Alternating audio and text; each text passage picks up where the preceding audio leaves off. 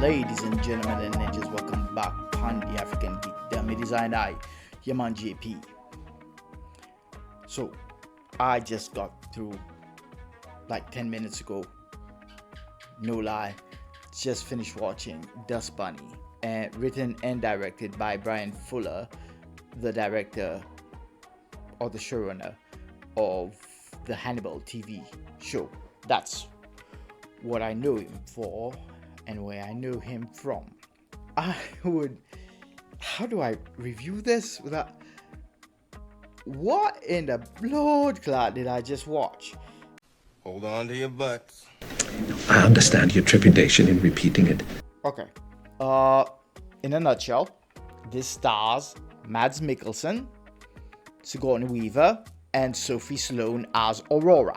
And Mads Mikkelsen's character is listed as intriguing neighbor. David Dasmalchian shows up in this, and his character is listed as conspicuously inconspicuous man. So this is what you're in for. This is the ride that we all signed up for because we're watching this movie. Maximum effort. And the synopsis reads as: an 8-year-old girl asks her scheming neighbor for help killing the monster living under her bed that has eaten her parents. Okay. Let's do this. Alright. And it's not a spoiler. Mads Mikkelsen plays a hitman in this.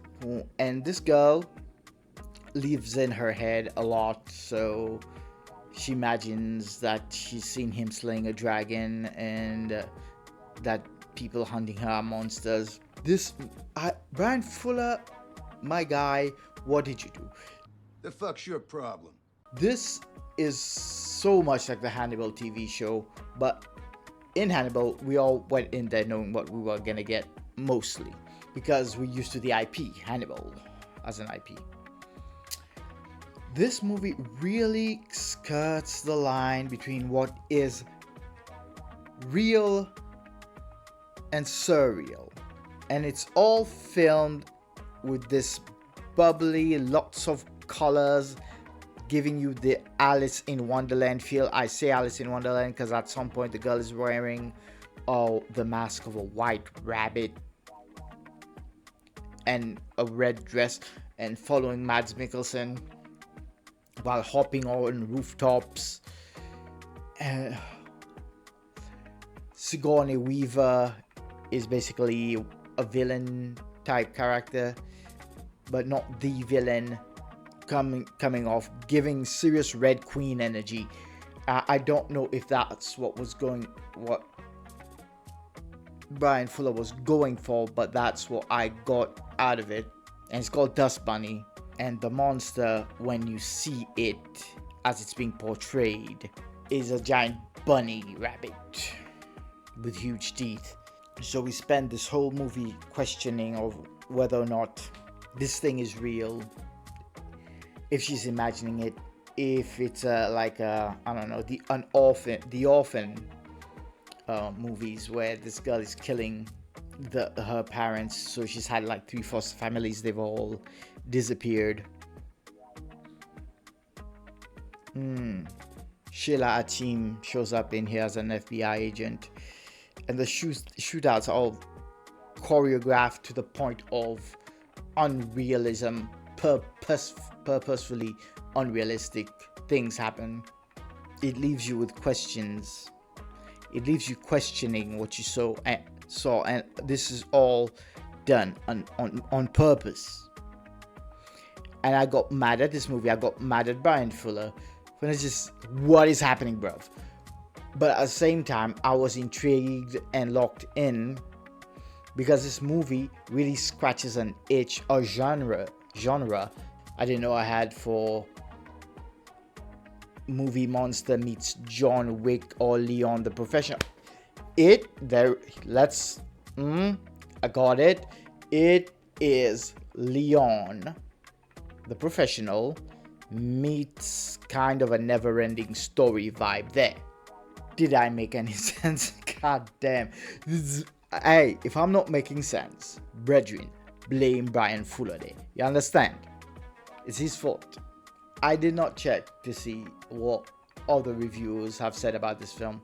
I should. I'm curious now. I wouldn't be surprised if Baron Fuller did not get any money to make any other movie after this. But I personally loved it. It was obviously made by an author who got let off the leash and was told that he could do whatever the hell he wanted, and he did it how he wanted. And I cannot fault that.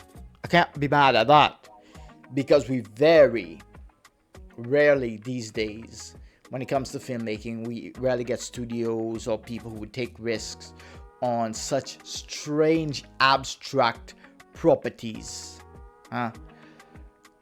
And this was one of those strange abstract properties that surprisingly I liked.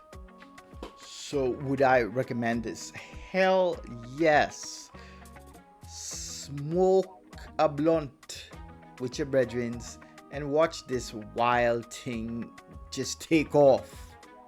It just takes off, and I don't know what direction Sigourney Weaver was told to take or how she should act, but I loved every minute of her in this.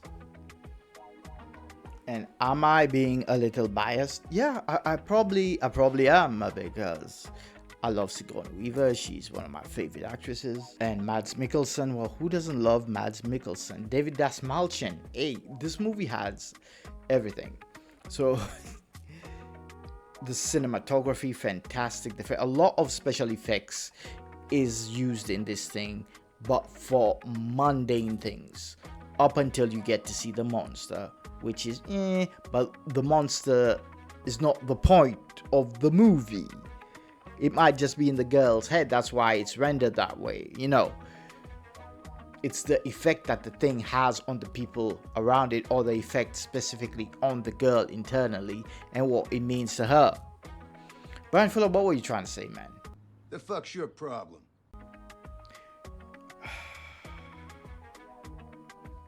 I don't... You know what? Watch it. I'll give this a 7 out of 10 for being God's damn confusing. And on Pan Mishagi scale, I'll give it a Mr. Lover Lover, because you can't fault this movie. It's enjoyable. Mr. Lover Lover. And as per usual, Pan the African Geekdom, this has been me, your man JP. Live long and prosper. May the force be with you. May the odds be ever in your favor. And for the guy who wrote down in my comments once upon a time that Wakanda's not a real place, this is for you. Wakanda forever, my ninja. You gotta tell an African Wakanda's not a real place. Not a real place. I live in Africa. I know what's real or not. Deuces.